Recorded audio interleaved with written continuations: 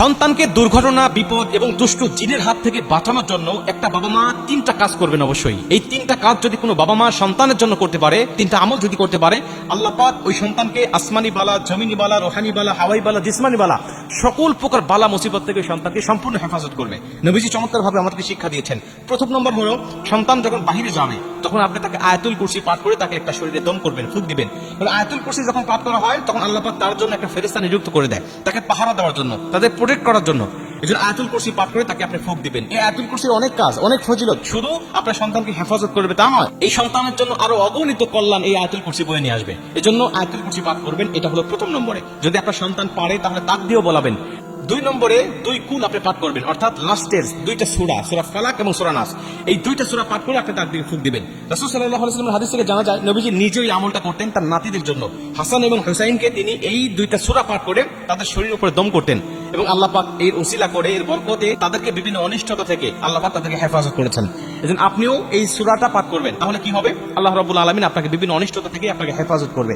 সন্তান বাহিরে যাচ্ছে, এই তিন কুল পাঠ করে আপনি তাকে দিবেন। কারণ আজকে কিন্তু কালো জাদু, ব্ল্যাক ম্যাজিক এবং মানুষকে ক্ষতি করা বিভিন্ন ভাবে কিন্তু বেড়ে যাচ্ছে। আপনার সন্তানকে মানুষ কিভাবে ক্ষতি করার চেষ্টা করতেছে আপনি নিজেও জানেন না। আপনি যাকে বিশ্বাস করতেছেন, আপনি যাকে সবচেয়ে বিশ্বস্ত ভাবেন, সেও আপনার সন্তানের ক্ষতি করতে পারে, আপনার ক্ষতি করতে পারে, আপনি নিজেও বুঝবেন না। এজন্য এই আমলগুলো করবেন। এবং তিন নম্বরে সবচেয়ে গুরুত্বপূর্ণ বিষয় হলো, আপনার সন্তান যখন বাহিরে যাবে তখন আপনি আরেকটা দোয়া পাঠ করবেন, আউযু বিকালিমাতিল্লাহি তাম্মা ওয়া মিন কুল্লি শাইতানিন ওয়া হাম্মা ওয়া মিন কুল্লি আইনিল লাম্মা। নবীজি বলেন, এই দোয়াটা পাঠ করে তোমার সন্তানকে দম করো।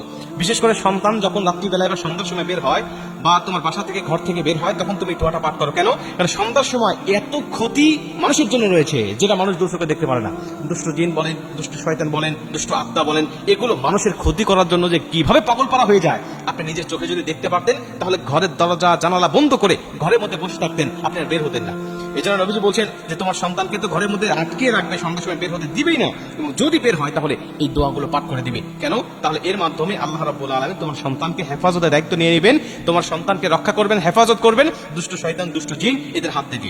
এবং আপনার সন্তান যখন বাহিরে যাবে তখন আপনি রাস্তাঘাটে দুর্ঘটনা বা বিপদ আপদ থেকে বাঁচার জন্য আল্লাহর উপরে তাওয়াক্কুল করে দিবেন। আপনার সন্তানকে শিখাবেন, বিসমিল্লাহি তাওয়াক্কালতু আলাল্লাহ লা হাওলা ওয়ালা কুওয়াতা ইল্লা বিল্লাহ, এই দোয়াটা শিক্ষা দিবেন। এটা কিন্তু শুধু সন্তান না, এটা আমরা নিজেরাও পাঠ করবো। এই জন্য আমি তিনটার মধ্যে এই একটা আনি নাই, আমরা নিজেরাও এই আমলটা করবো। যখনই বাড়ি থেকে বের হবো, আমরা রাস্তাঘাটে চলার জন্য আমরা তখন এই দোয়াটা পাঠ করবো, আল্লাহর উপরে তাওয়াক্কুল করবো, বিসমিল্লাহি তাওয়াক্কালতু আলাল্লাহ লা হাওলা ওয়ালা কুওয়াতা ইল্লা বিল্লাহ।